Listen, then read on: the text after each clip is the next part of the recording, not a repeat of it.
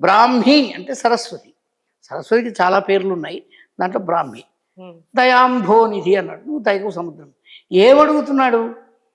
మామూలుగా మనం ఇంతకు ముందు అనుకున్నాం, ప్రతి కవి నేను ఇట్లాంటి వాడిని అట్లాంటి వాడిని అవన్నీ చెప్పుకుంటారు.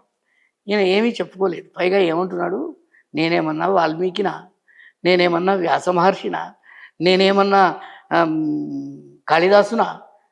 ఇవన్నీ నేను రాస్తున్నానైనా పురాణం, కాబట్టి నన్ను దయచూడు తల్లి అన్నాడు. ఇక్కడ చమత్కారంగా ఏం చెప్పాడంటే,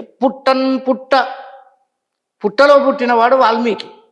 అంటే ఆయన పుట్టలో పుట్టలేదు, ఆయన తపస్సు చేస్తుంటే పైన పుట్టలు వచ్చినాయని అవన్నీ చెప్తారు.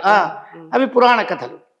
అయితే వాల్మీకి అంటే వల్మీకము నుండి వల్మీకం అంటే పుట్ట, వాల్మీకి అంటే వల్మీకము నుండి జనించిన వాడు అని. నేను పుట్ట శరంబునన్మొలవ, ఇది కొత్త విషయం.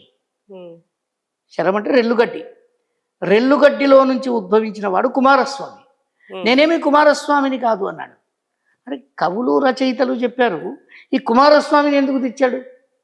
తర్వాత ఏమన్నాడు, అంభోయాన పాత్రంబునన్ అంటే వేదవ్యాసుడు పడవలో జన్మించాడు. పరాశర మహర్షికి సత్యవతికి పడవలో జన్మించిన వాడు కాబట్టి నేను వేదవ్యాసుని కాదు. అంటే పుట్టలో అంభోయాన పాత్రం అంటే నీళ్లలో నడిచే, అంబస్ అంటే నీళ్లు. కాళిగొల్వను, కాళిని సేవించిన వాడు కాళిదాసు. కాళిదాసు కాళిన్ కొల్వను అన్నాడు, అంటే కాళిదాసు కాళిని సేవించాడని. అయితే నేను కాళిదాసును కూడా కాదు, పురాణింపన్ దొరంకొంటి, మళ్ళీ నేను ఈ పురాణం చెప్పడానికి సిద్ధపడ్డాను, కాబట్టి నన్ను దయతో కాపాడు తల్లి అన్నాడు. దీని మీద చాలా చర్చలు జరిగాయి. వాల్మీకిని వర్ణించాడు, బాగుంది. వేదవ్యాసుని చెప్పాడు, బాగుంది. కాళిదాసుని చెప్పాడు, బాగుంది. ఈ కుమారస్వామిని ఎందుకు చెప్పాడు? ఆయన ఏమన్నా రచయితనా అంటే, కుమారస్వామికి ఒక పేరుంది, సుబ్రహ్మణ్యుడు అని. బ్రహ్మణ్యుడు అంటే బ్రహ్మజ్ఞానం తెలిసినవాడు అని. సుబ్రహ్మణ్యుడు అంటే మంచి బ్రహ్మజ్ఞానం తెలిసినవాడు అని. నేను చేస్తున్నది భాగవతం, ఇది భగవత్తత్వాన్ని చెప్పాలి. భగవతత్వం తెలిస్తేనే బ్రహ్మజ్ఞానం తెలుస్తుంది. కాబట్టి బ్రహ్మజ్ఞానాన్ని తెలిసినటువంటి ఉత్తమమైన బ్రహ్మజ్ఞాని అయినటువంటి కుమారస్వామిని ఈయన స్తుతించాడు అని తర్వాత పండితులు దీని గురించి స్థిరపరిచారు. ఎందుకంటే దీని తర్వాత ఇది ప్రథమ స్కంధంలో 7వ పద్యం, ఇది 10వ వచనం ఉంది. ఆ 10వ వచనంలో ఇంకా చాలా మంది కవులను ఆయన స్తుతించాడు. వచనం ఇది పద్యాలు ఉంటాయి, గద్యము ఉంటుంది. ఈ గద్యంలో కూడా కుమారస్వామిని స్తుతించాడు. అక్కడ చెప్పాడు సుబ్రహ్మణ్యుని అని. ఆ మాటను పట్టుకొని సాహిత్య విమర్శకుడు ఏమంటాడంటే, ఒక్కొక్కళ్ళను ఒక్కొక్క విధంగా స్తుతించాడు ఈ వచనంలో. దినకర కుమార ప్రముఖులంగా తలంచి ఇద్దరిని ప్రార్థించాడు. మొట్టమొదలు ఒకడు సూర్యుడు, ఒకడు కుమారస్వామి. సూర్యుడిని ఎందుకు? సూర్యుడేం కవి కాదు, కానీ సూర్యుడికి ఎందుకు నమస్కరించాడంటే, దీనికంటే ముందు కొంతమందికి నమస్కరించాడు. సూర్యుడు చైతన్య స్వరూపుడు. లోకానికి చైతన్యం రావడం సూర్యోదయంతోనే. సూర్యుడు లేకపోతే చైతన్యం ఉండదు. రాత్రంతా నిద్రపోయిన పక్షులు తెల్లవారేసరికి కుహు కుహు రావాలి ఎందుకు చేస్తాయి? సూర్యకిరణాలు మనం కనబడకుండా వాటికి తెలుస్తాయి. అంటే సూర్యుడు లోకానికి చైతన్య ప్రదాత. కాబట్టి ఇది ఇంతటి మహాపురాణాన్ని రాయాలి అంటే చాలా చైతన్యం కావాలి. కాబట్టి మొట్టమొదటి సూర్యుడికి నమస్కరించాడు. తర్వాత ఈ కుమారస్వామికి అక్కడ చెప్పి ప్రథమ కవిత విరచన విద్యా విలాసాతి రేకి వాల్మీకిని నుతించి అన్నాడు. వాల్మీకిని ఒక విశేషణం, వాల్మీకి ఒక విషయం చెప్పాడు.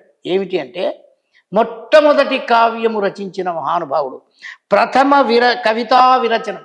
అసలు మనకు అంతవరకు వేదాలు తప్ప వేరే ఛందస్సు లేదు. లౌకిక ఛందస్సులో మొట్టమొదలు మనకు శ్లోకాన్ని అందించిన వాడు మానిషాద ప్రతిష్టాంతమగమ శాశ్వతీ సమా అని ఒక శ్లోకం చెబుతాడు. ఆయన అకస్మాత్తుగా ఆయన నోట్లో నుంచి వస్తుంది. అప్పుడు బ్రహ్మదేవుడు ప్రత్యక్షమై రామాయణం రాయమంటాడు, ఏదన్నా ఒక కావ్యం రాయమంటాడు, నారదుడు చెప్తాడు. అవన్నీ మనం చర్చించుకున్నాం ఇంతకుముందు. అందుకని ప్రథమ కవిత్వం అందించినటువంటి మహానుభావుడైన వాల్మీకి మహర్షికి హయగ్రీవ ధనుజకర పరిమళిత నిగమ నివహ విభాగ నిర్ణయ నిపుణతా సముల్లాసునకు వ్యాసునకు చాలా విషయాలు చెప్పాడు వ్యాసుని గురించి. ఏమన్నాడు? హయగ్రీవుడు, ఈయన విష్ణువు యొక్క అవతారం. ఆ హయగ్రీవుడు మనకు లలితా సహస్రనామాలని మనం చదువుతాం. అవి అనుగ్రహించిన వాడు హయగ్రీవుడే. ఆ హయగ్రీవుడిని గురించి మనం ఇంతకుముందు చర్చించుకున్నాం. హయగ్రీవ స్వామి ద్వారానే ఇది లోకంలోకి వచ్చింది భాగవతం అని. ఆయన రాక్షసులను చంపిన హయగ్రీవుని నుండి వేదవ్యాసుడికి వచ్చింది, వేదవ్యాసుడి నుంచి నారదుడికి వచ్చింది, వేదవ్యాసుడి నుంచి శుకుడికి వచ్చింది, నారదుడి నుంచి శుకుడికి వచ్చింది, శుకుడి నుంచి పరీక్షణ్ మహారాజుకు తర్వాత లోకంలోకి వచ్చింది అని. ఇట్లాంటి ఒక మహాగ్రంథాన్ని అందించినటువంటి వేదవ్యాస మహర్షికి శ్రీ మహాభాగవత కథాసుధారస ప్రయోగికి శుకయోగికి, భాగవతం అనేది మనకు ప్రపంచంలోకి రావడానికి కారణం వేదవ్యాస మహర్షి యొక్క కుమారుడైనటువంటి శుకయోగి. ఆయన మొదటి నుంచి కూడా విరాగి. ఆయన పేరుకు వేదవ్యాసుడి కుమారుడు, కానీ వేదవ్యాసుడి కంటే కూడా వైరాగ్యం ఎక్కువ ఉన్నవాడు. అది తర్వాత పురాణ కథల్లో చాలా కథలు ఉన్నాయి వాటికి. అట్లాంటి శుకయోగిని ఆశ్రయించి పరీక్షణ్ మహారాజు ఆయనకు నమస్కరించి ఆయన ద్వారా ఈ విషయాలు తెలుసుకున్నాడు. అంటే భాగవత కథలో ఇంతమందికి భాగవత పురాణము లోకంలోకి రావడానికి ఇన్ని విధాలైనటువంటి ప్రయత్నాలు జరిగినాయి. అది మనకు ఈ కథా ప్రారంభంలో ఉంటుందన్నమాట. మరి అంటే మాస్టర్ ఇప్పుడు భాగవతం అసలు ఎట్లా ప్రారంభమైంది? దీంట్లో మనం ఇంతకుముందు అనుకున్నాం, ఇది అయిన తర్వాత భాగవతంలో మామూలుగా కావ్యాల్లో ఉన్నట్టు ఇది ఎట్లా రాయాలి, ఇదంతా భాగవతము తెలిసి పలుకుట చిత్రంబు, తర్వాత కొంతమందికి తెలుగు ఇష్టము, కొంతమందికి సంస్కృతం ఇష్టము, ఇవన్నీ మనం మాట్లాడుకున్నాం ఇంతకుముందు. అంటే భాగవత రచనలు ఏ విధంగా ఉన్నాయి, నేను ఎట్లా రాస్తున్నాను, ఇవన్నీ చెప్పుకున్నాడు. ఇది ప్రారంభం కావడం అనేది మొట్టమొదలు భగవత్ స్తుతితో ప్రారంభమైంది. భగవంతుని స్తుతించి తరువాత ఏం చేశాడంటే ఒక పద్యం చెప్పారు. ఏమిటంటే అదే మనం నిన్న చర్చించాం. వేదకల్ప వృక్ష విగలితమై శుకముఖం అంటే శుకుడి ద్వారా శుకముఖ సుధాద్రవమున మనసియున్న భాగవత పురాణ ఫలరసాస్వాదన పదవిగనుడు రసిక భావ విధులు. ఇది భాగవతం అనేటువంటిది ఒక కల్పవృక్షమైతే దాని పండ్ల రసము శుకము. మామూలుగా చెట్టు మీద చిలకలు కొడుతుంటాయి పళ్ళు, అవి చాలా ఇష్టపడుతుంటారు.